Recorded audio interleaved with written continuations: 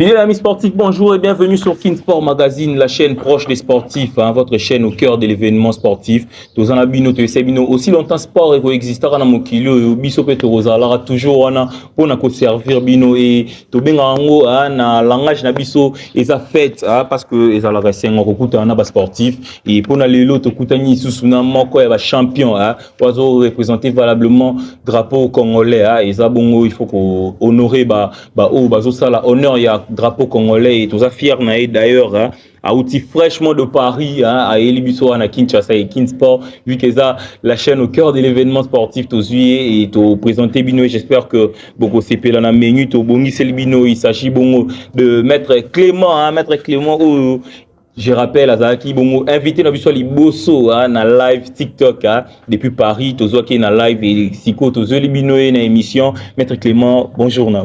Ouais, bonjour Kinsport Magazine. Maître Clément bonne santé. Santé ça va mais avant tout bandolo balancer on a touché une minute de silence si tu me le permets. Exactement. Bon ami frère Maître Tango Fort. Très bien. C'est un poteau. On a combattu ensemble. On a joué une nouvelle lobby. C'était trop dur à digérer, mais bon, voilà, c'est la vie, c'est comme ça. Merci beaucoup. On va observer une minute de silence en l'honneur de Maître Tango, qui, je rappelle, il nous a quittés il y a de cela 2 jours. Donc, Zouabongo, une minute de silence avec Binonions ensemble.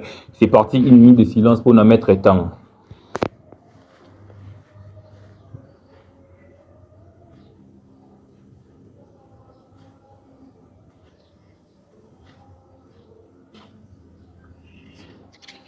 Merci beaucoup, nous sommes de retour avec Maître Clément, Maître déjà d'entrée de jeu. Bienvenue à Kinshasa, au Mounikinden. Vous remarquez le changement? Ouais, j'y étais l'année dernière. Saut de mouton, tout ça, place on a travaux, petit changement, mais ça va. Merci beaucoup, Maître. Dans le monde à judo, aux ongi déjà il y a là 2 semaines et au moni judo la bisonde vite fait. Bon judo na évité ceux qui na minute ils en vacances ils en rentrée fonctionnement on comprendre on peut bien mais banana yé na ou le kana club mais na salle pena judo na kité non. Bon championnat banda karaté on nous avait promis le calendrier pour bientôt mais jusque là il bimi non. Impressionnant. Normalement, toi, en septembre, c'est la rentrée. Oui. La rentrée sportive des ROE, préparation fait banda, au total la calendrier. Calendrier bimi eko bimate bima déjà. Calendrier international de 2026 c'est là déjà. Donc tu es déjà championnat nyonso o ezali sur le terrain. Il y a pays nyonso tout ça sauf que biso na évité ceux qui sélection déjà bandi préparation ou pas. Je ne comprends pas trop bien le fonctionnement du pays en ce moment.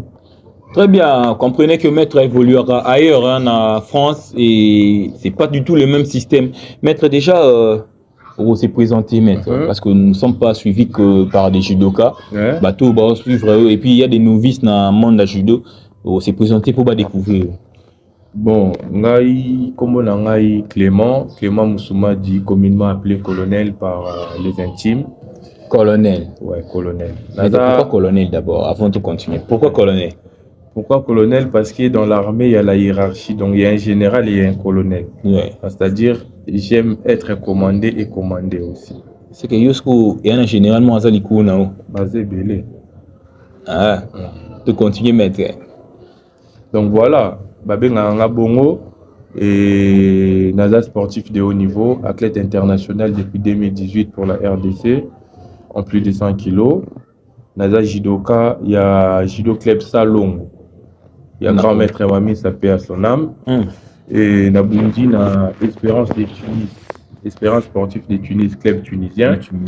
J'ai été licencié là-bas. J'ai été licencié na Passaristéas d'Athènes, il y a Grèce. Et j'ai été licencié dans JICOF. On appelle ce baron Sambo, maître Kamango, président Albert, maître Elvis Mombombo, tous les maîtres, maître Riquet Sibor, maître Nion sur JICOF. Et je suis resté là-bas quelques temps. Après, on a signé à Jitakioé, Jido 34 à Montpellier. là où je suis adhérent et capitaine de l'équipe jusqu'à aujourd'hui. Ah, Maître Clément, mais c'est un CV assez kilométrique, on comprend bien le rôle, il y a colonel.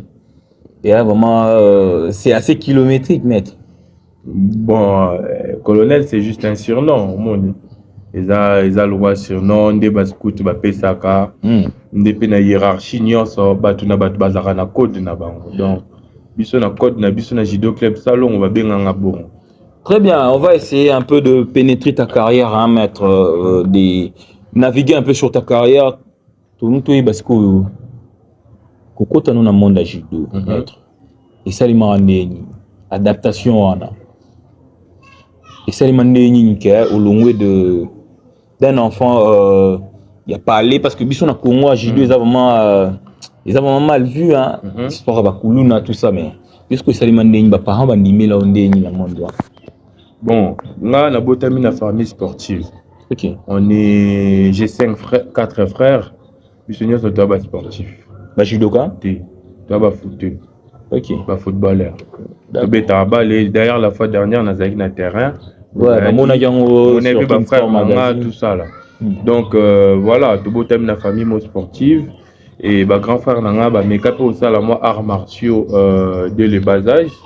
Mais après voilà, j'ai évolué en tant que footballeur, mais de temps en temps j'ai arrêté nazako qui ne meka ba sport. Mon aki na sali box pendant les vacances, na zongi air class na zongi le foot, mon aki na sali karaté, mais tant que embrasser judo, tellement j'ai un truc j'apprends très vite.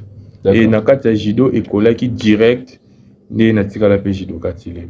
Merci beaucoup Maître Clément. Maître Clément, ton modèle Maître, dans le monde de judo, ton adhéré à judo. Certes, tu vas apprendre vite, mais quand même tu t'es inspiré des autres. Bien sûr que oui. Voilà. Modèle n'a jamais. Modèle numéro 1 dans les Master Nangai Maître Adjiko Moussala na Pesiembo. Maître Adjiko Bambote Bele Bisika Zali de la part de Kin Sport Magazine et toute l'équipe de Kin Sport Magazine.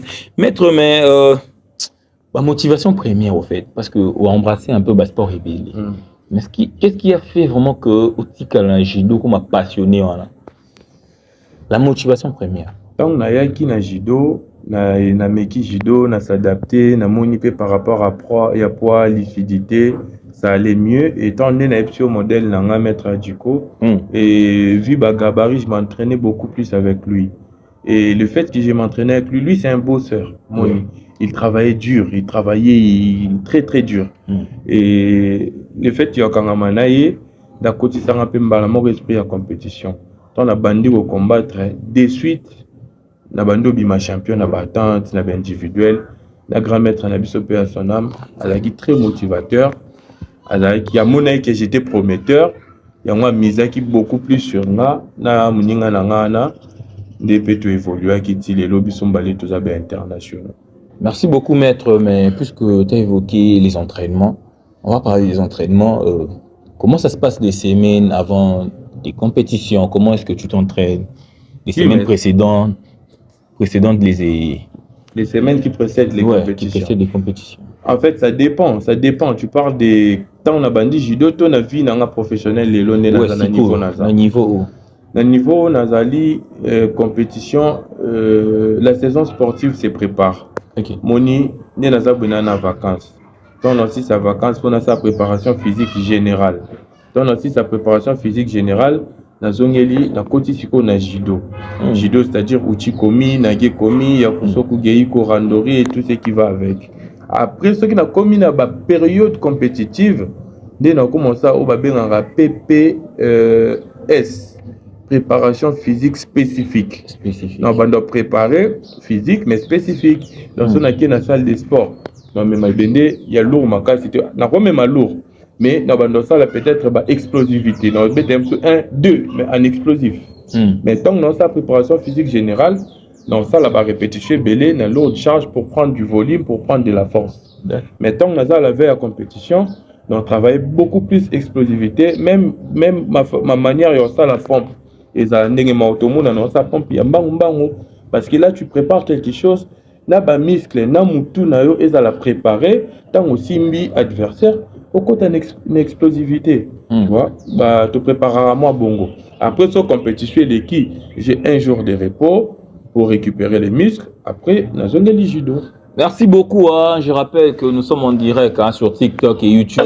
Vous pouvez vous abonner et puis continuer à suivre l'intégralité. Hein. Et bon, Landango, j'espère déjà que vous avez connecté Bazomona, hein.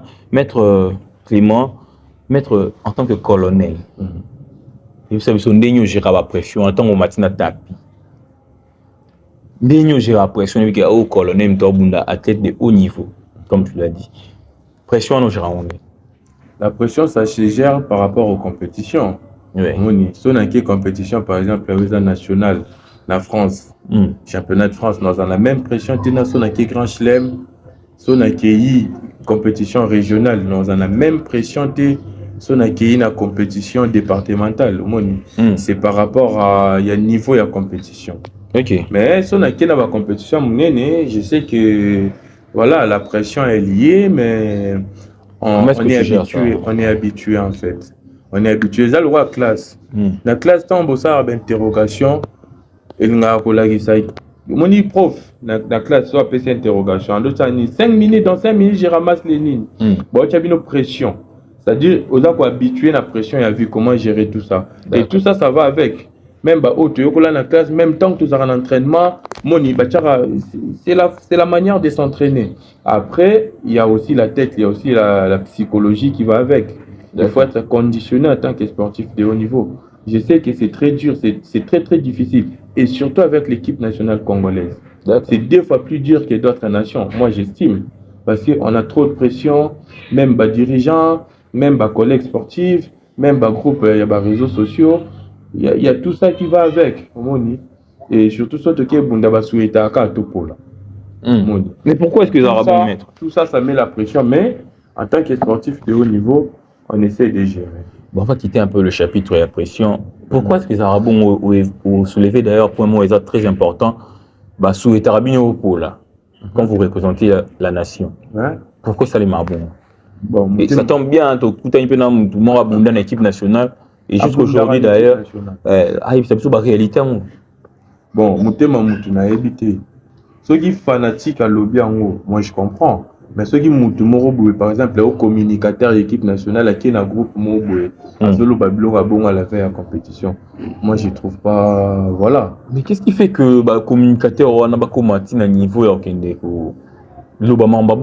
na ba groupe surtout na ba forum surtout ya sport oye ke bino pe boza na kati boza ba membre bomo na mamba bon na vola connaissance na ngeza ka na 2 causes et aka na une cause mais ça répartie en 2 volets. Ils ont un complexe soit de supériorité soit d'infériorité.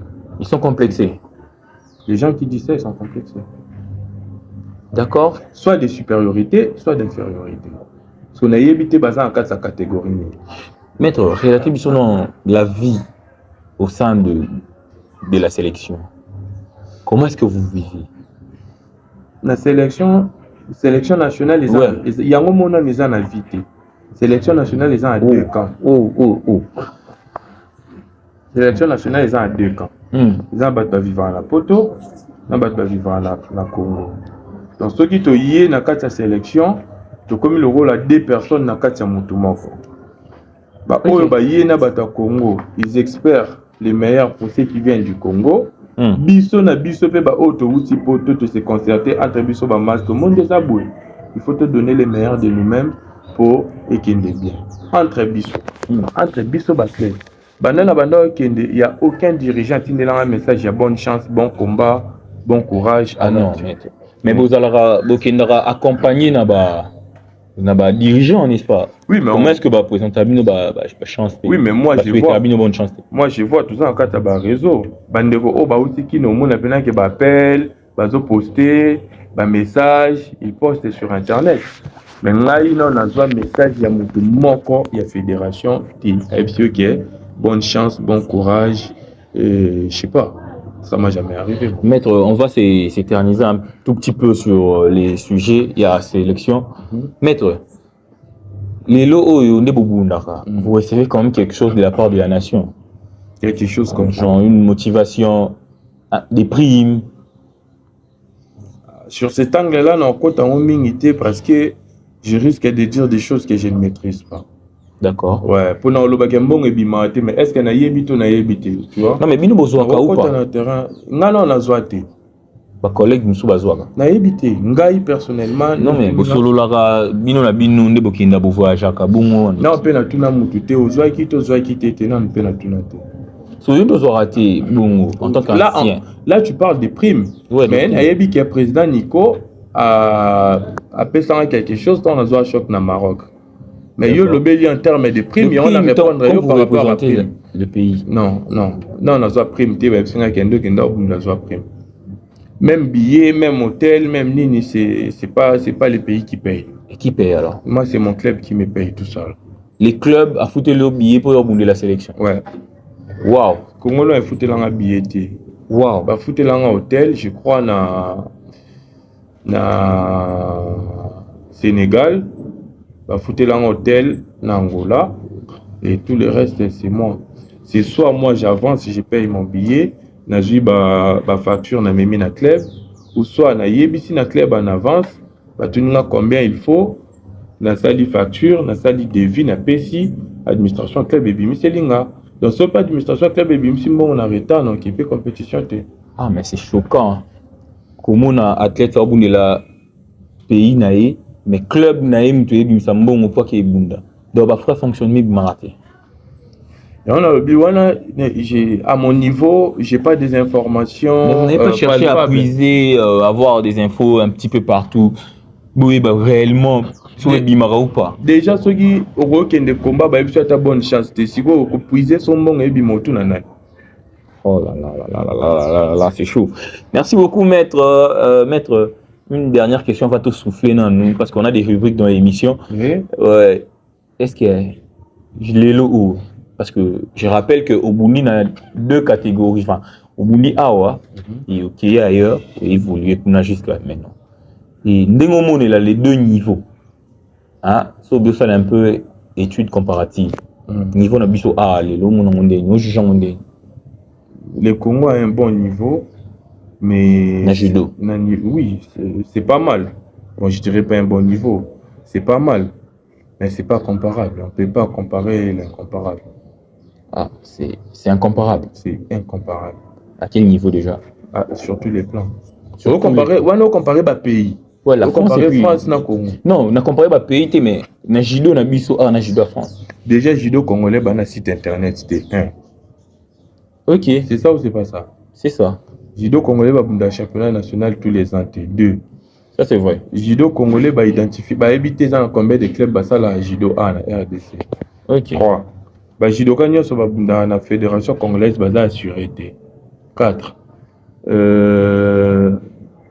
Il y en a plein. Avant tout côté sur le plan technique. Ah, voilà. C'est ce que je voulais, sur le plan technique. Donc, on déjà... peut beau dire de l'organisation, mais techniquement, peut-être on a un niveau élevé. Non. Le Congolais est champion d'Afrique. Après, Maître Moussaka, un senior. Congolais est champion d'Afrique. Du coup, le niveau est élevé sur base de quoi? Sur base qu'on a de bons judokas. Oui, mais tant que ça là. Aujourd'hui, on a des judokas, peut-être Yomopé, je rappelle. Osa compté parmi les meilleurs judokas. Les meilleurs judokas, tu n'as pas bon judokas. Tu n'as pas envoyé comme un bon judoka. Non, mais les lots, on a top. Osa quand même parmi, on va dire, les top 200, les top 100 même. Oui. Osa parmi, donc c'est en bonne voie. Oui, en bonne voie, mais. Parce que donc, devant toi, il n'y a que. Oui, mais. Des athlètes de haut niveau. Oui, mais. Technique, sur les plans palpables. On s'efforce d'y arriver, on s'efforce de pousser loin, mais on est encore très loin. Très loin. Ouais.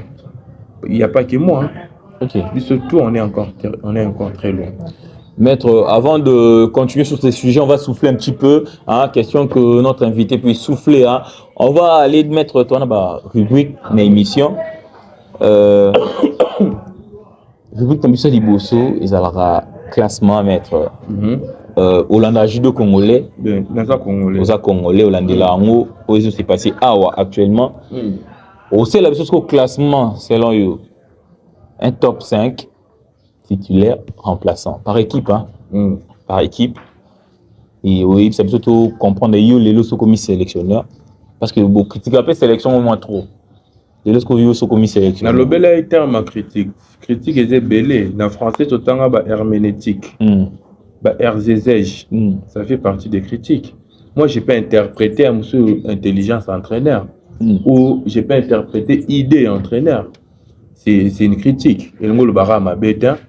Ah, quand tu n'es pas bimisi bakambouboé, à quoi peut que ça oui, ça n'a place à nani. C'est une critique. Ouais. J'interprète. Nazo ça par rapport à il y a match, par rapport à physionomie, il y a jeu. Ça ne veut pas dire forcément qu'on critique les entraîneurs dans les sens péjoratifs. D'accord, maître, c'est compris. Bon. Il y a le maître Clément en tant que sélectionneur. Après, ça me classement des premières bagarres, c'est dans la 5e bagarre titulaire et puis remplaçant. C'est parti avec la rubrique classement avec maître Clément. Maître Toyoka. Nous dans cette catégorie. Bisso à 5. J'ai demandé dans cette catégorie, individuellement parlant. Par équipe, par équipe, comment par équipe. Sélection. Parce que par équipe, il pèse à sous-bon, par équipe, il pèse à 3 filles, 3 garçons. Oui, mais tout ça, on a des garçons. Tout ça, on a un bissoir. Un bissoir, on a un kala. Bon, on a habitué ce comme kala par rapport à l'évolution du judo, mais on a un bissoir de Salima. Actuellement, Salima bon. Depuis 2018, Data Souka, Congo et Bunda championnat par équipe, na championnat d'Afrique. Moi, je faisais partie de la Bunda en l'eau. Si les lots, système est comme un bon, il y a 3 filles, 3 garçons. Mais tout ça, on a des garçons, les premières bagarres, c'est 5e bagarre. Bon, après, Naebi Batunion sauté. L'andélan, on était congolais, maître, force toi. Oui, Narota, combat moro ya mutu, maintenant, j'ai éteint, les Bamsous Namonara, Babundara bien. Peut-être comme on a évité, Bamsous catégorie, on a évité. Moussous pe natalera na combat moko. Nous comme sélectionneur au sein de. Il faut nous attendre. Il faut nous attendre 1 ou 2 saisons natali ba clé bien. C'est que mettre là où tu es au landila vraiment judo na biso até. Bon na ba live na bino nyasa bo mona. Ouais mais il y a aucun moi alors. Le problème est zara que ba judoka na ba bundaka bundi lelo ya bunda après 3 semaines. Donc on a monié lelo lobi tang yo sa live na mona mutu msusu. Lobi kuna na mona mutu msusu tu vois et ba bundaka en continuité. Il y a un moyen de classifier les judokas. Mais tu as les 5 meilleurs judokas actuellement à Kinshasa, c'est là. Maître Adjiko Moussalai. 1. Beni Matonta. 2. Obaza, tu vas Obaza pena étranger. Congolais. Et puis Jérémy Bonga, oui. 3.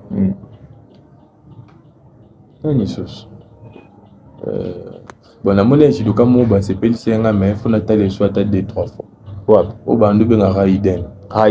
4. Ah c'est pas c'est un mais il faut n'attendre les sous n'attendre la combat mort yi. On a monnier vraiment qui est en situation. Bah on peut baser à l'étranger. Oui, mettre 200. 5. D'accord, merci beaucoup. Là, bon mettre Azaki bon na difficulté au ça classement parce que il faut aller là-bas vraiment moi mingi. Tozongi siko na FIFA sujet maître. Tozongi une équipe nationale. Tout ce qui là non wana mom qui parce que ça vraiment sujet mo boé ou il est pertinent. Maître. Lelo oyo judo na biso. So lelo yo ba bengi yo pour lobeli un peu ba difficulté to rencontrer mais est-ce que lelo maître a évolué ailleurs. So abi amima ba réforme ni maître comme maître Clément. Ah, question est appelée pertinente hein, de lobby. Déjà question il faut répondre avec beaucoup d'intelligence. On va répondre en beaucoup. Pour dans Congo na biso to ya bato ba mingi so na lobby ba lobaka yenda linga sa loba ba kanisi bo. C'est trop mais il y a beaucoup à arranger dans la sélection. Pas que dans la sélection oui, bon. Mais le problème, la fédération a basée sur sélection nationale, alors que judo, c'est une éducation, c'est un sport éducatif, excuse-moi. C'est une discipline sportive. Donc, fait dès les bas âges et qu'il est licolo. Ce qui encadrement dans les bas âges, ils ont tobé à cette déchuté, licolo bozabatunde. Tout ce qu'on parle du judo, c'est basé à caca sur l'équipe nationale. Moni. Mais qu'est-ce qui fait que l'on n'atteigne pas ce niveau où on peut rencontrer par exemple en France? Qu'est-ce qui fait? parce que bateau bayar à la fédération, bateau bayar peut-être na gouvernement, idée na bango ezalaka l'argent. L'argent. Na ba affaire, idée na bango ezalaka sur l'éducation te. Moni na kala na peut-être ce que changer ezalaka ministère des jeunesse et des sports. Donc c'est-à-dire c'est la vie des jeunes. C'est la jeunesse, c'est l'avenir. Sport et sport et loisirs. Moni sport et loisirs. Mais c'est liboso ezalaka pena jeunesse, éducation, ce qui nini na sport. Moni donc la jeunesse c'est l'avenir. So bino bobeta c'était la jeunesse te. Avenir en mboka ezani kasi.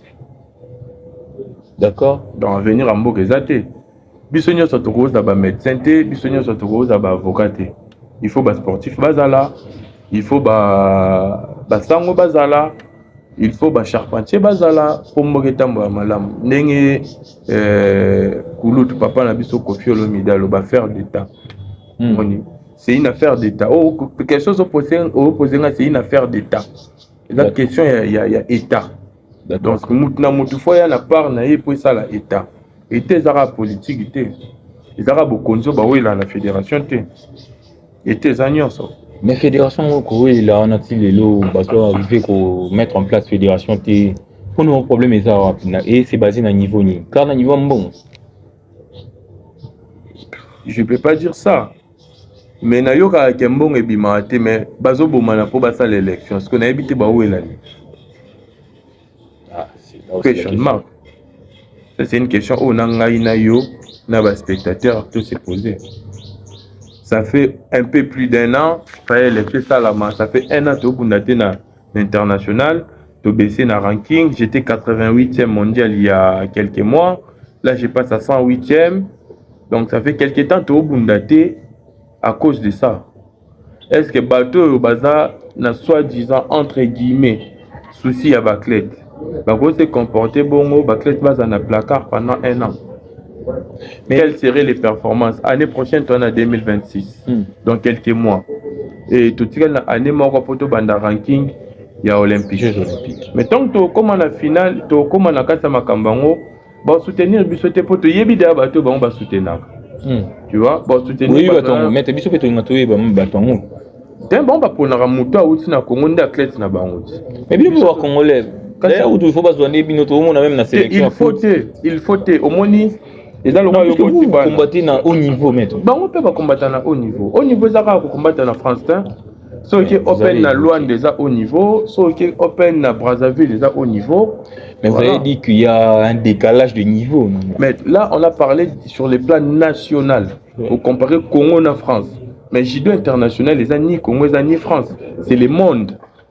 Dans le international, il faut parler de Serbie, il faut le Oman. Il faut le Tadjikistan, il faut le pays, ce qui existe dans le monde. Sur le plan international. Pourquoi est-ce que ça fait que c'est parce qu'ils sont plus performants que vous ou c'est quoi la raison?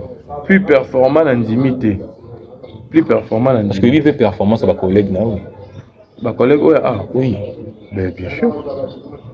Il y a Baza performance, mais pas plus que vous. Ou ils sont plus que vous. Vous, Banaï. Ou évoluer ailleurs. International. Non, on n'a pas répondre. Les statistiques sont sur papier. Ce qui est sur papier, il n'y a pas un plus de 100 kilos à Zalbosso dans un ranking international mondial. Na ko répondre ndenge mususu to na suka ka wala. Te répondre non ndenge mususu. Ce qui non ndenge mususu wa maître. Parce que ce qui mutu mususu aza liboso na ngate. Elingo loba nini? Que ba o bana sima na nga baza plus performant que nga. Parce que dans la sélection bon bazali. Yebisa so no maître oza titulaire dans la sélection. Ça dépend. Notre dernier championnat d'Afrique Otobunda par équipe ngam na bunda en 2018. Si les lona Congo bunda championnat par équipe international. L'international. Non, que ce soit dans tête au Bundangaï, Kalonji. Petit frère Nabiso en France, frère Nabiso. Monica Zalara à Bundate, Nani Carole, maître Carole, na Master Nanga Igo Kinangombo à Tunisie. D'accord. Mais maître, Zulu pas à la Ramabunda par équipe. mais maître, est-ce que ils sont dans tout cas non parce que ils ont clarté maître. La clarté, na niveau ni. Surtout aujourd'hui les lots au bic et bango ba préférer. Comment est-ce que on peut préférer quelqu'un de moins performant qu'à celui qui est plus performant? Parce que tu as évoqué ranking A, qui est une application dommageable. L'euro ça n'est pas comme appel fraction. Zoloba oh on a lobité. Il le vini. Na lobité que na bango ba soit. Na lobby bon, na lobité que bango ba performanté. Oui, ça na ebi yo lobby bon moti. Mais obi ke bana bat na bango o balingaka. Te na lobby pété que bana bat na bango balingaka. Na lobby que ceux qui ranking international les bandits. Les ana bat bango ba foot la mbongo biso ba foot la. C'est balinga bango non.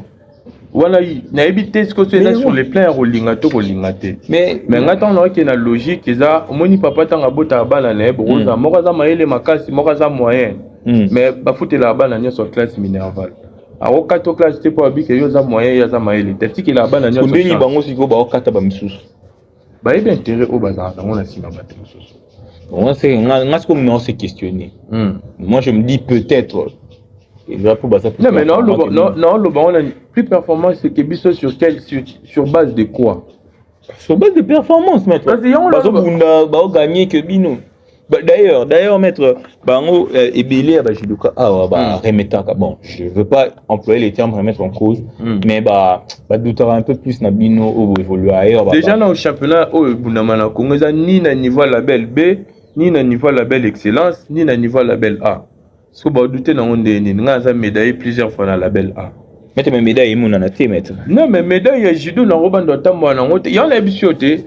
Tout ça, le débat est objectif. Tant on a un débat où est objectif, et ça débat que nous avons l'équipe de judo qui a sauté.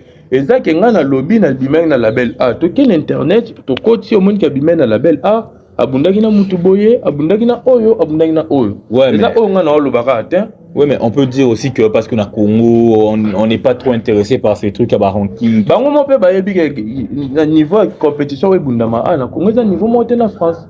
Bah, on peut pas dire, bateau, bah, le bara bon, voilà, qui est Bajidoka France, bah, niveau T. Bah, on peut pas dire que niveau, on est un niveau monté. Sur tous les plans, organisationnel, technique, sur tous les plans. Ah, mais dans Congo, on a des techniciens belés. Si on a besoin de niveau monté, le bâtiment dans le Congo, bah, niveau. Je suis sûr que je suis champion du Congo, mais mieux que champion de France.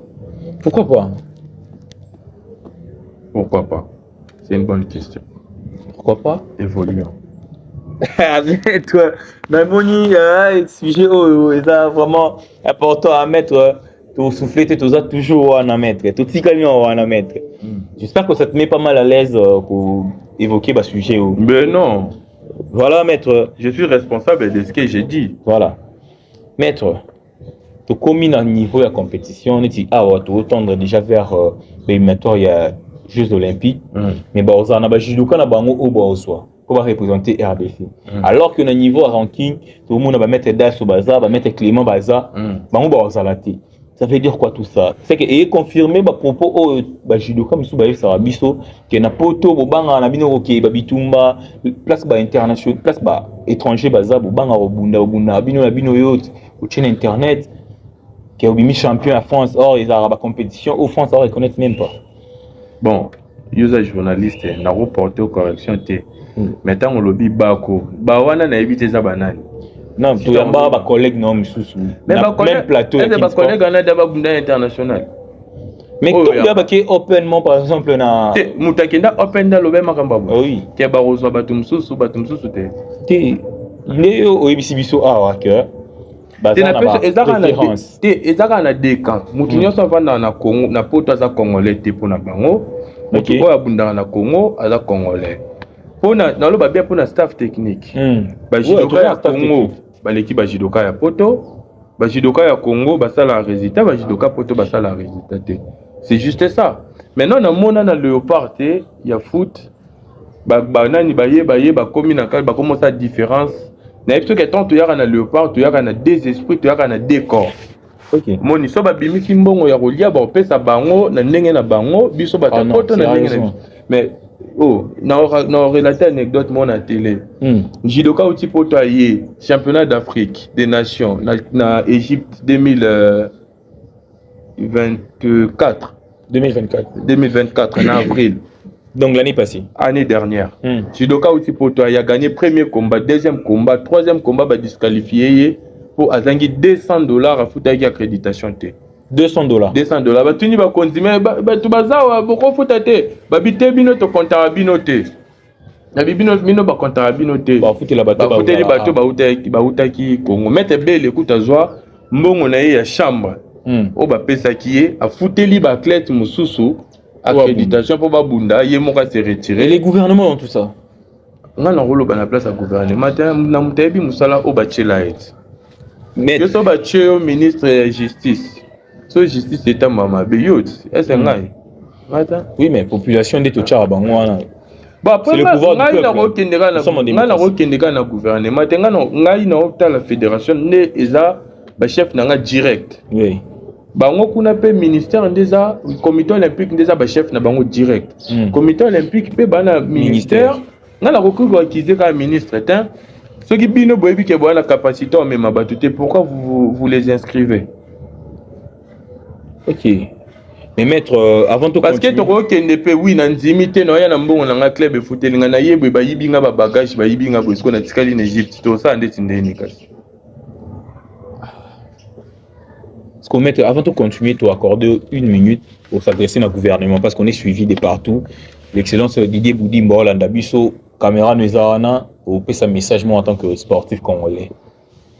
Pour s'adresser à eux, exprimer, je dirais, mécontentement, mais moi, des dents au bazanango pour le sport et combat parce que tout le monde a accentué plus foot.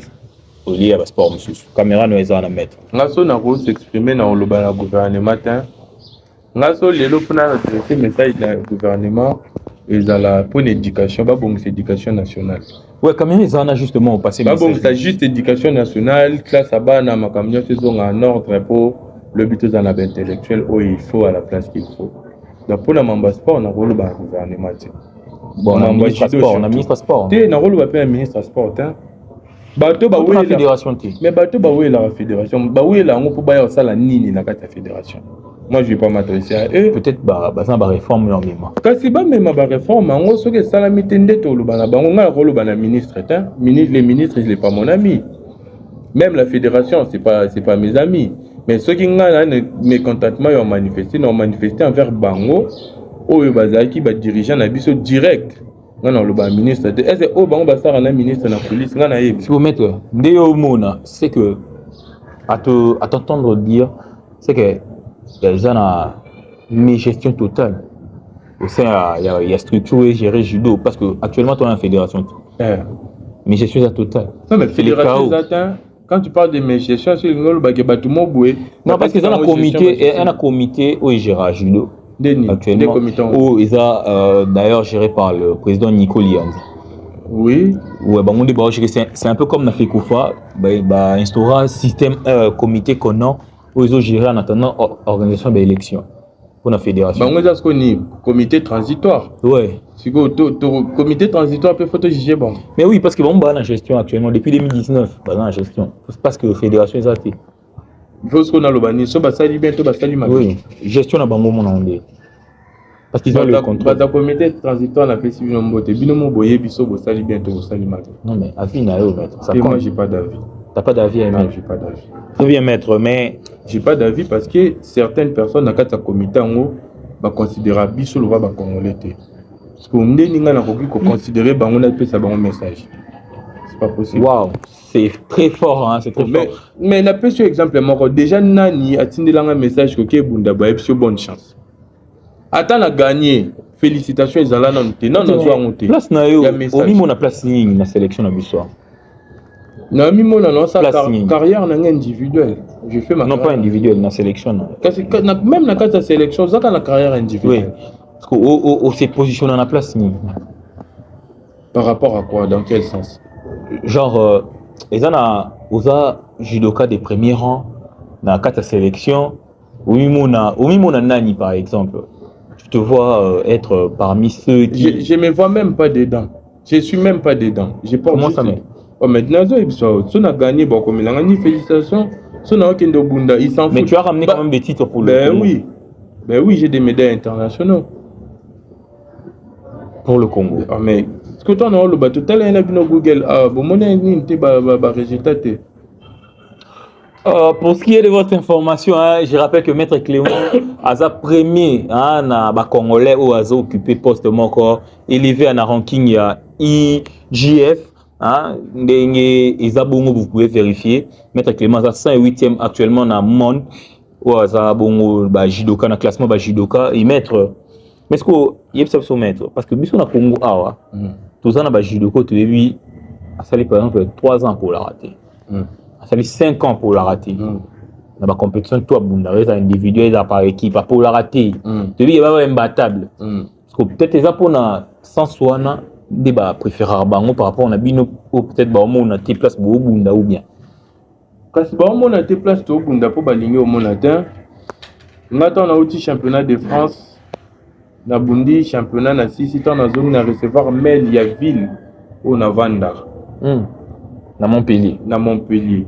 D'accord. Ligue comme un message pour me féliciter. Est-ce que le pays n'a biso?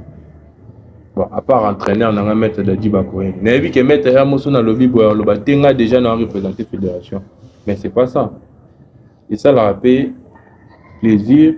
La Monique et Bakondi, Bakomelio fait message. Non, ça va, bonne performance, bien joué, soit Bongissa ou quoi. Mais excusez-moi pour le terme, mais ils s'en battent les couilles complets.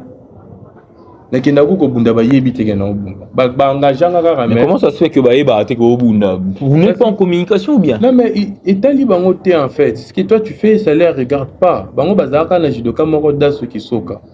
Ceux qui dansent à Kei, sélection Kei. Ceux qui bola, tout ça, en Afrique, même dans le groupe, n'a pas mettre sélection nationale. Mais sauf que qui compétition tu se retrouver biso na biso. Bon surtout kara combien bunda mais le mutoye batike to bunda.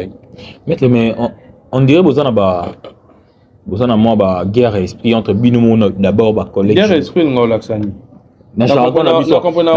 Na jargon na biso eza le rôle bozana neti ngana to judoka mais nga na nyongi la yo na ninga CCA na leki yo po milo bela bongo ponanga. On va bien en français concurrence loyale.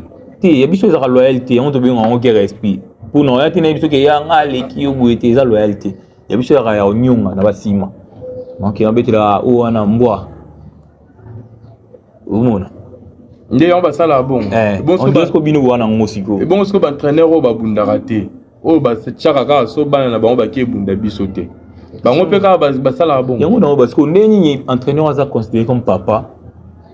Pour na bana aponika bana o ndi na scolariser bango bamsuna tiki bango siko na niveau wana ndeko yeba mutema mutu nde na comité mais bazo affichango que y a on a lobby en art tant on a lobby na marché motel c'est comme ça ba tchanga na liste ya championnat ninyo ba longola ya championnat comment ça s'appelle oh ya Ghana Jeux africains, oui. Longola nga po mettre moroboé quelqu'un qu'il faut battre tout moroboé. Pourquoi? Parce que déjà c'est pas normal. Nga zaki na médaille en cours. Na autre chose médaille. Les gens bande comme soupe ba hôtel ko zo ba médaille, c'est-à-dire on était chaud. Mais na kata liste na moni ba memi D66 na D60 kg. Ba kei na kati ya sélection les beaux font la classement. Ba memi pas de plus de 5 kg azate. Ça veut dire quoi en fait? La logique des choses ngolo bani. D'accord maître, mais en parlant de médailles, abonnez-moi à ce message tout de suite à que maître aux en on dit dans ngote. Par rapport à mes collègues non awa. Bien sûr que oui, naza en ngote. Aux en médaille en ngote. Kasi naza en ngote kasi ya yebinga ko le kanga ta lobi na ngote. Na yo na ngote poza na ngote. So ozali na ngolinga obimisa. Na ngote ndeko. Un peu sur mbote sikoza. Très bien, maître. Pour clore définitivement chapitre à équipe nationale. Maître, mais deux hommes on a un classement, objectivement, parce que aux autres, il y a tout l'objectif. Un classement, nous, on a des collègues. Tu te vois vraiment être titulaire par rapport à des collègues. Dans la catégorie, dans la sélection. Tu te vois être titulaire, ton année dans la numéro 1 à minute dans la catégorie. C'est bien, tu éviter, maître. Mais surtout, tu es en total dans le classement. La minute numéro. Mais dans la catégorie, on ne savait pas en fait. Pour être vrai, On savait qu'il y avait quelqu'un d'autre. Quelqu'un d'autre, non? Lourtega. Lourtega, Mtazaki, numéro 1 dans le ranking, il y a Théaza numéro 1, il y a pour la rater. Et Benda Congo. Mais de Tega, BC Mode. Mais de Tega pour la rater, Mazaï numéro 1 dans le ranking national. Zari Nani alors. Maître Clément. Et Zala qui tu es Zana. Et Zanani. Nous avons classé parmi les meilleurs judokas, nous avons classé dans le ranking international. D'accord, hein, tu clore chapitre, on a la moyenne, tu vends de la en moins trop. Maître, tu continuer. Maître, tu as la deuxième rubrique dans l'émission, et la rubrique reconnaissance et conseil. Tu as 3 photos, il y a ma collègue Nayo, et yo, d'abord, ça reconnaître les mots, et puis aussi conseil. Vous après, maître. Oui, après. C'est parti tout de suite, hein, rubrique reconnaissance et conseil avec maître Clément. Maître, on commence par la première photo déjà. Là.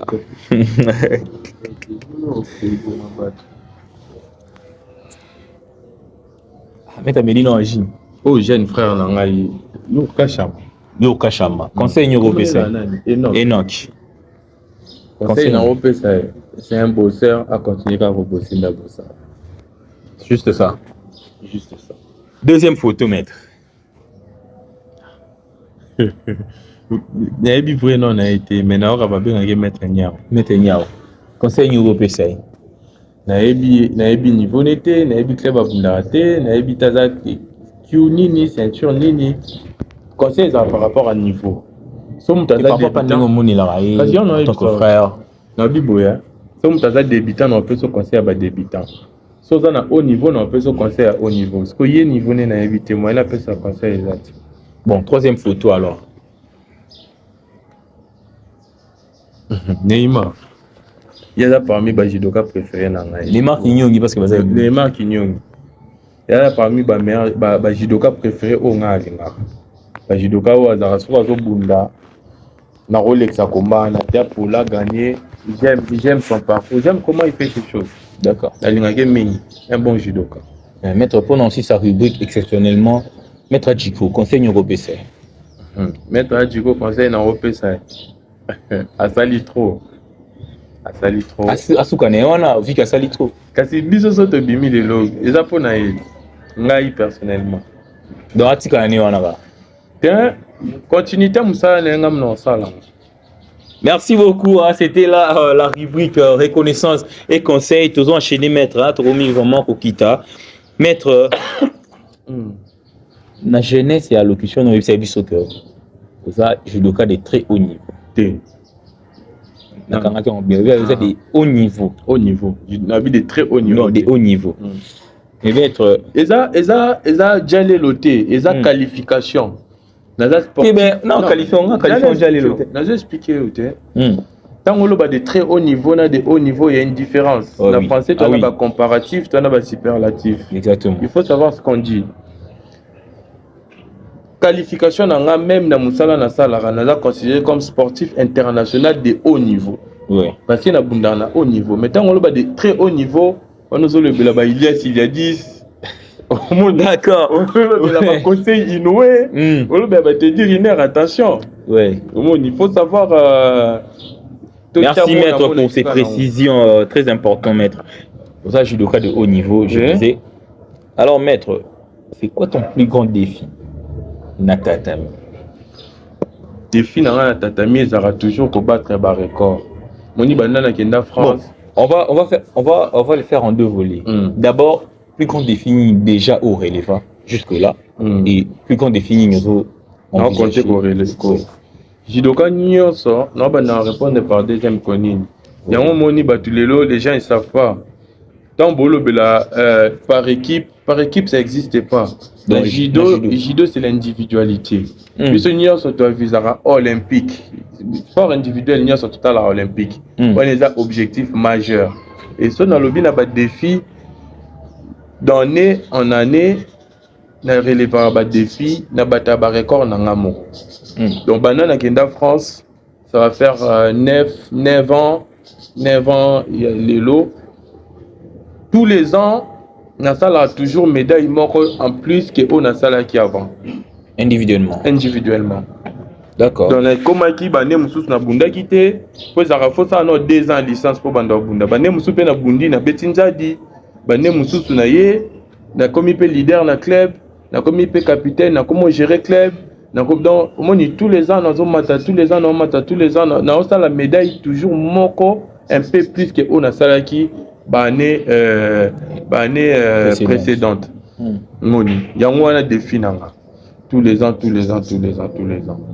parcours nanga nyos na sali on bon et au déjà il est pas et y en a une chose ne quoi na dans en ligne toté yem tazana na posa mi na médaille akei baza connecté à te rappeler que tu es en direct nazwaki ano nazwaki vice champion de France donc deuxième champion de France vice champion de France année dernière nazwaki médaille au thé mais année on a joué en année dernière on a bimé troisième international mais ma médaille n'a bien différente na po abiso voilà une même to lobi non par rapport ya autre monde à abiso vice champion médaille d'argent voilà ezapeka te sobeti Clément Musuma di na Google au côté na all judo au mona nazwaki vice champion vous comprenez le plus mettre Clément net bilo a beaucoup belé na kingo pe problème vous comprenez et ça là vraiment bien tout bombi parce que mettre Clément azana et aligné ko se faire voir ezaka te so côté na Google ba komi kombo langa bo mona ba compétition nyonso nini na gagna nani na bunda na ye niveau ni na bunda et consort. Merci beaucoup, maître. Moi, j'aime bien personnellement, j'aime bien ta franchise. Parce qu'on a ligne continuer bon. Il me s'habille sur maître. Nos collègues nous mona awa. Au mona bon awa. Nani au mona ke. Ce qui est pena na ba niveau parce que bon ba lo ba na biso mingi ke bino bénéficiaire na climatation enfin na climat au bénéficiaire na environnement. Donc ça là que vous allez un peu plus au-dessus ya bango. Nani o mona ke so ba chepe na ba même environnement na ba même condition à atteindre peu ba niveau. Tant ba lo ba bon est-ce que ba yebi auto sala ki protocole mana. Da ba lo bon dire bo sali ke ba lo bon dire ndeka longole nga na mutu achinga na France. Non. Mutu na mutu il a un parcours pas comme sika koma. Ça se trouve que so ba beteli pe lisolo mutu na mutu akome sika na yo moko lo ba mutu nda sala judo azando. Na nyonso o sala pas comme sika oyo ba continuera ko sala judo. Donc c'est-à-dire avant le bamaka mufoza na connaissance de cause na yo. Donc pour na zonga na corps ya question na yo, les seuls enfin, je dirais pas les seuls uniques, mais judoka o a impressionné ranga ezaka Beni Matonta. Beni Matonta, mettre Beni bambote belé puis c'est kozo. Dans Beni na yebi ke so ba zui Beni. Ba tiata na judo club Nice. Danger. Ya solo. Danger. Mettre mes plus grands combats nous ani. Plus grand combat dans la carrière non. Grand Prix à Portugal, Nabuna vice-champion du monde. Vice-champion du monde. Et ces soldats, et ces soldats, on a eu à faire un très grand combat. Maître, mais je ne vais pas le cacher. Hein. Et loko, trop, je vais te le dire aussi. Mais on dirait qu'ils sont beaucoup mis face à des étrangers. On dirait que ça parle chinois, maître. Ça ne parle pas la même langue. Étranger. On ne sait pas. Mouta est abunda d'un étranger. Oui. C'est un an. Comment est-ce? Attends, comment est-ce? C'est que c'est un comment pour expliquer. Pour expliquer. Bon, on a bandé. Yo le abunda d'un étranger. Oui, parce qu'il a participé déjà à les Jeux africains, à Open et Belly à l'étranger. Qui. Ah le bisco bisoto yem ta komara. Pour nga vivre. Abineti et Belly. Nga vivre tous les jours na étranger. L'entraînement na ça na étranger. Abi judoka plus au bazar à Paris, en France, tout na Marseille, na Suisse, Belgique, en Europe, abi plus beaucoup tani na judoka étranger, on dirait bosomba complexe d'infériorité mamboué et soukara beaucoup là. Abi même médaille tout victoire ou remporter ça va plus au monde na congolais pe o akinda kuna to angolais mo akinda pe kuna. Voilà ba lo ba bon pour na gagner 200. Alors quand joue eza nani alobaki. Expliquer nga lobanga comme ça na répondre. Yo répondre non ega kombo na wala ndeni soki ya bunda international oyebisinga na yebisio to kutana na place boye bisinga judoka nini oyo zolo ba mona nga na complexe Ye kutunde yoza complexe bino nyonso kasi bango kutunde bamona ba étranger te bango babunda bino na bino ngal kutuna vivre na entraînement en étranger pesé en étranger arbitre étranger nyonso étranger elongi esalaka face na bango bokola et puis judo ngolo bani la voie de l'art de tomber aussi dans le judo bayokolisa mutu kokwea avant autre chose donc ngolo bagay okopolaka yango nde topolaka pe maître réalisateur na biso pa aloba elo moko ayebisa biso abi ya sepelaka te na bajudoka oyo bajudoka basalaka mouvement te basalaka spectacle te répondre nini? Ça dépend elo nini nazo comprendre par spectacle te mouvement osalaka vraiment technique bato basepeli moi biso na kini tolingaka oso mingi oso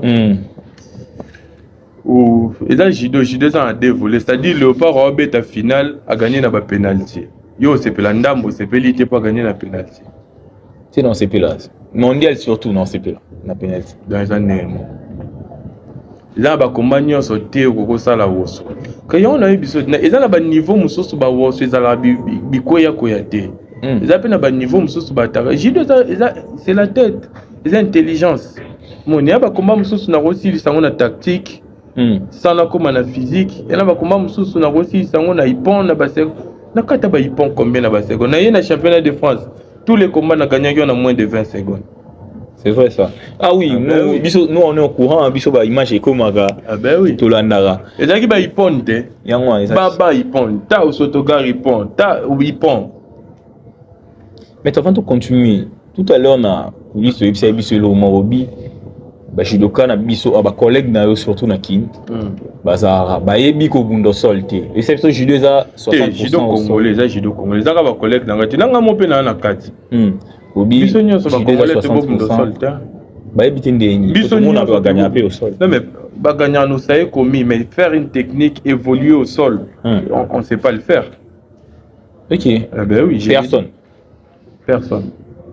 Comment un pays aussi grand que la RDC, il n'y a personne qui réussit à sortir la tête. Personne.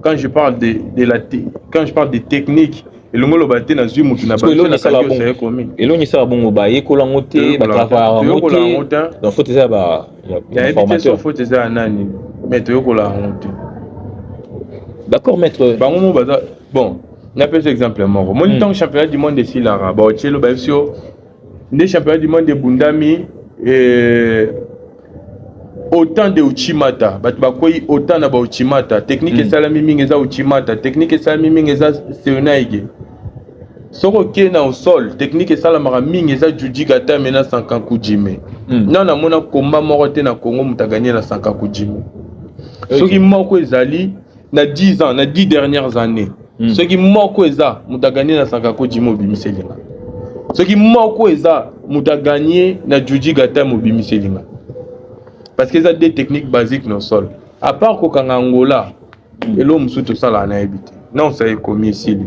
Merci beaucoup maître Kombani et Marcao le plus ngana obunda mais ça yo dans la vie champion du monde yango na même combat si vous maître combat le plus difficile ya carrière là yango na peka merci beaucoup à maître en tant que athlète de haut niveau laissons déjà au judo et apprendre Ayuba Jita Kiowei, entraide et prospérité mutuelle. Entraide, excuse-moi. Entraide et prospérité mutuelle. Et là, je dois apprendre à moi. Maître, nous avons tout les solo qui a combat dans la maître dessin. Vous vivez personnellement une expérience. C'est pas une expérience pour moi. Non, mais ça fait partie. Non, c'est pas une expérience pour moi. C'est pas une expérience pour moi. C'est un combat comme comment tu as vécu ces combats? On a vécu expérience, on a des années on a coûté na Kokori, champion du monde. On a des expériences. Mais avec lui, c'était pas une expérience. C'était un combat, on a croisé athlète, le Kolanga. Mais c'est pas une expérience. Mais maître, ces derniers temps, l'expérience c'est le ngoloba na quelle place mo beno na kendate. Même yepé na bunda na été, il faut apprendre la combat. Yepé na bunda na été mais to kutani wapi. Bon, ça c'est pas une expérience pour moi. C'était pas du tout une expérience pour moi. Merci maître, mais en parlant de maître dessin, Nicolo a lancé un défi, hein. A lancé un défi à bien bête lourd tout. Mais bon, yo to exempté un petit peu parce que yo gagné qui déjà. Mais à l'objet que abandonné en Afrique du Sud, après à na Kinshasa, a bête lourd nyonso. Au bazar a. Pour bibo abundate, ba ça ba aventure. Dès que bango ba bino abundate, yé pas bibino a pe bo abundate. Derrière boya ba ceinture noire nyonso a. Non mais ceinture noire sur le plat de ceinture noire, il a raison parce que na bandé la ceinture noire. OK. Na bandé la test. D'accord. Donc, ils ont beau y être dans le cadre Congo, vous avez ceinture noire, mais sur la fédération française, il faut bander. Parce que traçabilité, c'est site internet, c'est ni là ça vous a noir. Papier, on a un signé à bout, caché. Parce que en tant que moi, quand il y a bateau, bah croisade des chemin, au coup confirmer mon bois lobby qui a obéi, t'as battu bien sur A. Pour yo, au ébi niveau né, au jugé niveau né. C'est ça qu'on a ça là débat objectif. Oui, on parle objectivement, maître. Yo, au Koutangina, tu vois les Macambo, au ébi niveau né. Mais ce qu'on a au ébi niveau, bah collègue nous a, pour m'appeler na bango, na barandori, tout ça, beaucoup dans la sélection. Au couple, ça biso idée déjà, ya oh ya lo, bah c'est ça vrai ou pas? Dès que tu es na petit dans la Jérémy Bonga Bonga. C'est ça Paris faut tu na bête la Bonga Bonga. OK. Boso ba na lo kashama. Dans Paris foot bête la nan. Na tia croisé Nil. Ba sa Nil.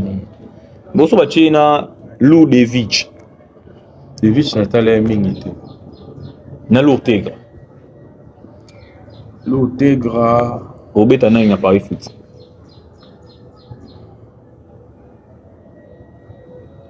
Non, Simba, bon, Simba, non, Simba, combat. Au Simba, au Saptenia. Non, Simba. Tu sais pourquoi non, Simba? Pourquoi?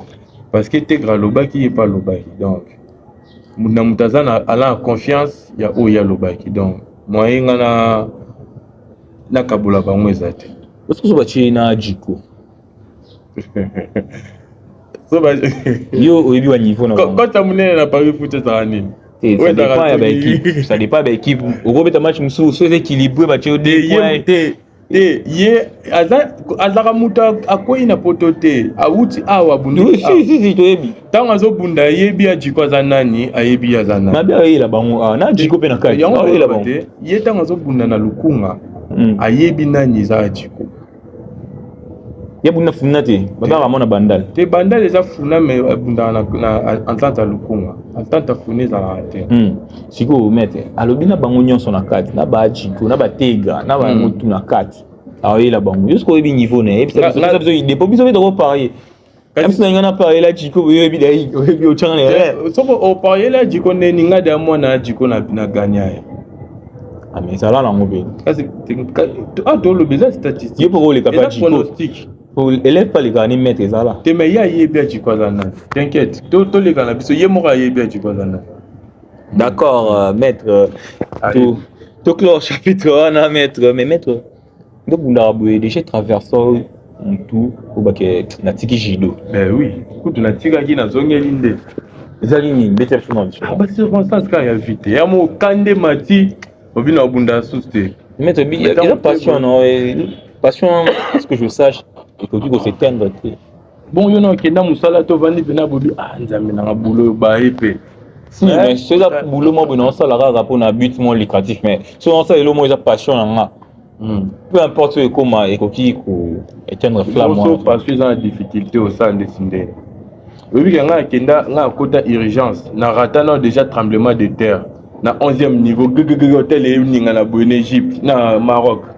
Donc qui m'a besoin so bruma na ibungisa utu mapapa na ngasi kana sombara digas. Donc qui m'a besoin ça immeuble zo ninga na bego. De qui m'a batu musubala libanda. Le lendemain na yaboué na sabasalanga oshimata na zarada na choc na koya mabe makolo nanga e bloqué ezo bouger sous te makolo bouger sous te na kenda soins intensifs. OK ça ba risque elongi sali que ozongi là elongi maintenir la passion ozolobe la passion yango ande maintenir des choses. OK maître passion na objectif individuel. Ils ont CV dans la salle olympique. Ils ont souhait dans la. D'accord. Maître, vite fait. C'est qui le meilleur judoka congolais actuellement, selon toi? Sur quel plan? Sur tous les plans, techniques, physiques, guerrier, tout, sur tous les plans. Béni Matonta. Béni Matonta. Pourquoi Béni Matonta? Selon toi, selon toi. On a une physionomie, forme à corps, il a une bonne forme de corps. Tant on a une bonne forme de corps et ngoloba, ça tourne dans tous les sens. Hein? D'accord. À ça, la technique à l'avant, à l'arrière, à ça, à Kinana sacrifice. C'est un très bon judoka. Maître, on va parler d'un sujet, enfin, je dirais pas un sujet, mais une question qui, pour certains, ils auraient un peu osé, puisque ça touche un petit peu la vie personnelle. Mais je sais pas, avec votre permission, si on repose en haut. Parce que moi, personnellement, ils allaient pour un apprentissage, moi, tout le monde invité dans la nuance. Pour permettre un peut-être, pourquoi pas copier méthode na bango pour na ça on a vie dans au sala ndeni pour gérer vie privée, la vie personnelle. Vie privée, personnelle, la vie sportive. Enfin, vie sportive, la vie personnelle. Oui, c'est une organisation. C'est une organisation. C'est un monde qui va perdre tout le monde à foutre 300 000 mais autant que ça va dans la classe. C'est une organisation. Comment tu t'organises entre. Pour moi, je n'ai pas entraînement dans quelle salle. Je suis dans les salles à 24 heures sur 24. Bon, on a véhiculé. Si on a mis dans la voiture, on a côté parler. D'accord. Et je suis dans le grand temps. Il y a côté ici, Mbiji. Il y a boulot. Ton boulot est ici là. Mais ce qui est dur, quand tu as un bon tous les mois, ce qui est sûr. Parce qu'à chaque fois, tu as un entraînement à 20 heures. À chaque fois, quand tu as un 10 minutes avant, moins, on a un négatif, un contraire, un contraire. D'accord. Parce que c'est le sport que j'aime. Maître, donc, boulot, entraînement, au chancel, il y a boulot pour aller. Il y a boulot pour aller. Parce que boulot, les sous, il y a boulot, quel soit entraînement. Il y a boulot, au géranier. Et ça, l'habitude, au message. Maître, tu as un judoka, on a plateau, on a judo de sport amateur. Comment est-ce que vous savez pour vivre en Chine? Ça dépend. Question, on a tout le monde déjà, mais. Ça dépend qu'est-ce qu'il comprend par amateur. Ils ont un amateur, ils ont un professionnel. La France, tu as un championnat de France amateur, tu appelles un championnat Pro League. Donc voilà. Le Pro League, c'est pour les pros, amateur, c'est pour les amateurs. Mais on peut amateur, mais on appelle un contrat, un club now. D'accord. Voilà. Merci beaucoup, maître. Maître. Tout au début, tu nous as dit que tu es issu d'une famille sportive. Alors, maître, tu peux nous dire quel rôle joue exactement ta famille sur ta carrière? Ah, ma famille, Bandimela, Batali Bosso, Bandimela, Ngatezaban. Bandimate, malgré Bango sportif. Bandimate, qui est la hausse à Jidoka. Bandimate. Mais je vois un rôle. C'est ça le Bosso, qui n'est que maman, ça a bang fort. Ok. Mais moi, je fais les sports pour moi, pas pour moi. Comment on Oui, petit frère Nangaya. C'est le moutata la compétition Nangaka, petit frère Nangaka. Ok, maman, papa, ils ne s'intéressent pas. Rien. Moi, papa a besoin de faire ça. Ah, d'accord. Papa là, on a TV, mais bon, c'est Nangaka qui a tourné de Paris, on est déjà retard. Bon, ma famille, ça me soutient, mais ils ne sont pas trop dans le judo. C'est une famille sportive, mais ils ne sont pas trop dans le judo. Maître, nous sommes arrivés à la fin. C'est la question, peut-être échappé Bissot. Au sujet, on a tout l'obé là. Tout l'obé, il était au cours rappelé Bissot. Non, pas spécialement. Pas spécialement. D'ailleurs, on a CPLI d'être venu. Merci d'être venu. Merci, maître. Voilà, tout Solara, le téléphone, la live et qu'on sort. L'autre, mon ami. On a dit ce qu'on avait à dire. Et puis voilà, ça me fait plaisir. Très bien, maître. Mais pour finir, objectif, nous allons dans le judo, dans le sport. Objectif Nangai cette année. À court et à long terme. Ouais, cette année, c'est lancé peut-être dans le sport, mais on voit que tu n'es pas seulement passionné du judo, il y a sport en général. Oui, il y a sport en général. Il y en a vu cette année, c'est qu'on envisagerait qu'on gérer peut-être sport congolais. Qu'on gérer sport congolais. Oui, en tant qu'amoureux à sport, passionné à sport. Pour sauver un peu l'image du sport congolais. Pour l'instant, nous avons un athlète. Et il dépend de n'engeni nautique et la sport, n'engeni nautique et la carrière nanga. D'accord. So na tiki yango parce que tu vas empêcher ngana évoluer. N'indimité que j'aurais encore les goûts à revenir dans Mboko pour nous diriger le sport. Si pour nous sauver, ou permettre à ce que parce que déjà, empêcher Arabiso de évoluer. Déjà. Comment ça? Mais expliquons-moi. Ah ouais. Déjà, empêcher Arabiso d'évoluer. Parce que si on a montré que bâton sur les roues, on continue tellement mingi. Ça dépend de nautique la sport. D'accord. De nautique la compétition. Moni. Si on lâche avec envie de continuer, peut-être tu vas rester dedans. Mais si on lâche parce que au supporter mingi, tu n'en peux plus, n'a évité ce qui est pour ça dedans. Très bien, maître. Objectif non avant tout. Toujours olympique. Olympique. Et là, on a Moutoua aux fédération, futur président de la fédération, salarié libre arbitre. Mon arbitre va jouer. Aussi, va s'exprimer. Bo s'accaparer na athlète moroté pas outil Congo, abimisi mutu na compétition moko, bo sangisi ba force na bino nyonso bo tché sur mutu moko, bo concentrer tout sur yé pour atteindre l'olympique. Bongo à réussir kaka. D'accord. À réussir kaka. So bo tchaki libre arbitre to bunda to kokate. Et ça la teke to kende combat déjà o te bango ba kokana bango te. Non, c'est pas comme ça. Bo jija ba tu na compétition moko. Tout pays, la compétition nyonso au bas résultat salama en Afrique. Tout ça là peut bas résultat. À part compétition Sénégal, pour résulter ça aura médaille terre. Oui. À part compétition Sénégal na outa na opération.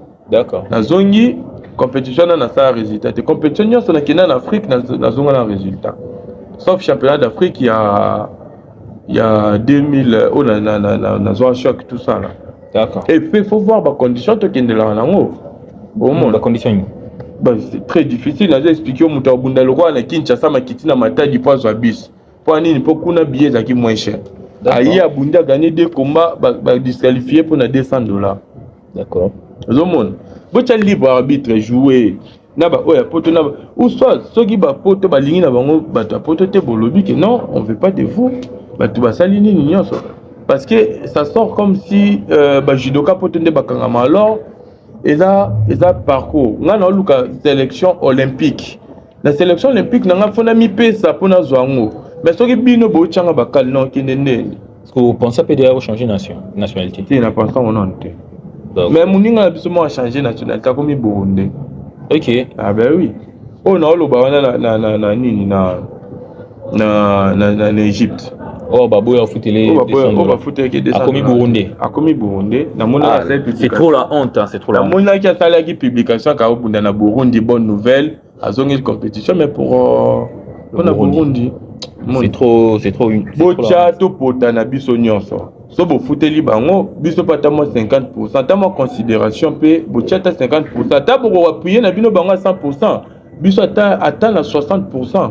Bocha li biso pe to kende to pota na biso nyonso. Très bien maître, vite fait un message aux jeunes qui aspirent au judo, un message pour na bango avant au Kabwana parce que toi on a deux rubriques au Kabwana on peut aussi. Message des abotants en classe avant pour ça judo. Et ça, très important, il faut vraiment prendre à cœur ces conseils. C'est juste ça. Juste ça. Ouais. Et beaucoup de parents ont bazo hésité, continuent d'abord on a judo sous prétexte que les sports bakuluna tout ça. Bon banana on tient d'abord on a classe avant on tient d'abord on a judo. Merci beaucoup maître Tobombaki spécialement pour na yo Tobombai deux rubriques au pour na souka ya ngonde to kabwana ngo il aussi ça rubrique vrai ou faux. Je t'explique.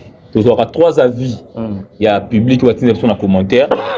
Et tout na yo, et ça vrai, tout faux.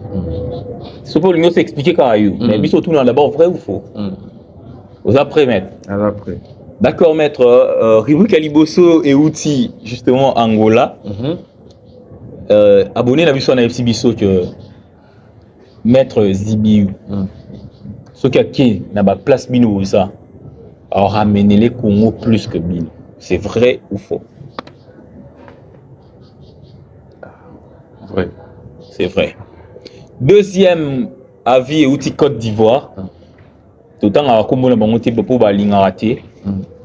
Mais quand on a ici biso à lobby, contrairement à au mettre 200 le baki qui va sentir nous on a biso à un désert mabé.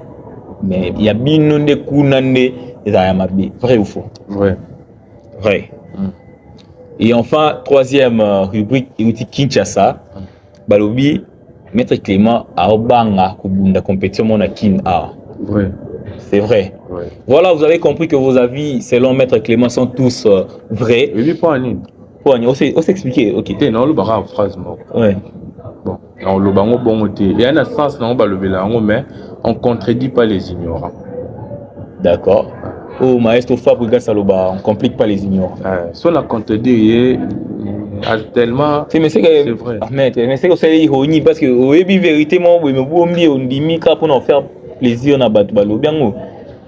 Je ne peux pas contredire. Vous avez mettre, courage, non, ça c'est faux. 200 lobbies, il y a un lobby qui est contrairement, il y a des affreux. C'est que il y a une bonne information, c'est que c'est vrai.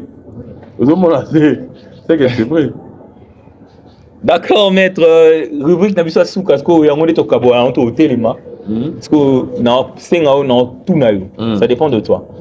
Soit au pestibiso message non ya souka, ba mot ya souka, après tu sais les rubriques, soit tu sais non rubrique, après ba mot ya souka. Rubrique non. Rubrique on est en rasco ya le meilleur selon eux. Tu as expliqué, tu proposer aux deux judoka. Yo pour encore.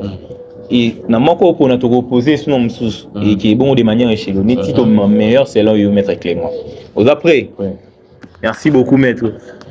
Maître Tozana Maître Bonga Bonga, na Maître Drapeau Blanc. Drapeau Blanc. Maître Drapeau Blanc, to Maître Chipodan. Drapeau Blanc. Maître Drapeau Blanc, to Maître Wallace. Drapeau Blanc. Maître Drapeau Blanc, to Maître Tegra Elali. Drapeau Blanc. Maître Drapeau Blanc, to Maître Enoch Kachama. Drapeau Blanc. Maître Drapeau Blanc, to Maître Béni Matonta. Drapeau Blanc. Maître Drapeau Blanc, to Zibiou Force Alliance. Drapeau Blanc. Maître Drapeau Blanc, to Maître Clément. Drapeau Blanc. Enfin, Maître Drapeau Blanc, to Maître Adjiko. Si maintenant, Tico, le bas. D'abord, réalisation Drapeau Blanc. Drapeau Blanc. Donc, les meilleurs, c'est là Maître Drapeau Blanc. Maître Mono Asuka Yamoto Kabwa. Bon, Mono Asuka Narolo, bah. Salutations, pourquoi pas ce ça? Ouais, salutations à tout le monde, à tous les judokas, il y a sélection nationale. Bah, moi, ça n'a rappelé la sélection, il y a diaspora. La PCB Nombote. Nous vivons ensemble et nous mourons ensemble. Bah, moi, Asuka Yamana. Tout coup ensemble. Mais on s'est désolidarisé, non? Par rapport à quoi? Par rapport à ma réalité. Bon, on va pas en revenir. Ah, c'était là, Maître Clément, Ayaki, qui rendre visite na Congo, à Mbokanaï. Aux Mbokanaï, Babi, Congolais, Nyoso, Aza, Nengemoko. Et d'ailleurs, la constitution Mbokana Biso, mon Babenga na Lingala, mon Bekoli Konti. Donc, Balobi Kuna, que tous les Congolais, Baza Nengemoko, tout ça égaux. Au monde, tous les Congolais et j'espère que Menu Alelo, spécialement concocté par le roi Tété, l'ami Kaomomo, le réalisateur le plus frais, ensemble on a l'assistant du chef Christian Voua, Batinda Ibomo, même fils de Guzman, toujours derrière la caméra, héros dans l'ombre. J'espère que Menu en SCP Sagibino et Tokutani Malasima Pona et Lugua Sikapona va fête ya Sika. Et fête à l'élo sur SCP Sagibino. Vous pouvez faire merci à toute la grande équipe technique à Kinsport Magazine. Et n'oubliez pas de vous abonner, de continuer à vous abonner massivement sur notre chaîne YouTube et sur toutes les plateformes. Il y a Kinsport Magazine. Et te rappeler que SOS est toujours. Ils sont toujours là pour continuer au titre de la contribution pour continuer à servir Bino comme il faut, comme il se doit. Et merci Nabino Batutu Bolanda Biso, Tozaki Bongona, Maître Clément, Oezaki Bongo, édition mora spéciale parce que hasard juste pour quelques temps. Azozo Ngabisika peut évoluer à la ville à Montpellier, en France. Et Tozaki Nestengo, Maître, merci beaucoup pour l'accueil. Et merci vraiment pour Nandenge Undimi. Honorer rendez-vous Nabiso. Merci Nabino Nyonso Bolanda Ibiso. Merci Mingi. Pour continuer à s'abonner massivement et Tokutani à la prochaine pour la fête Yassika. Merci.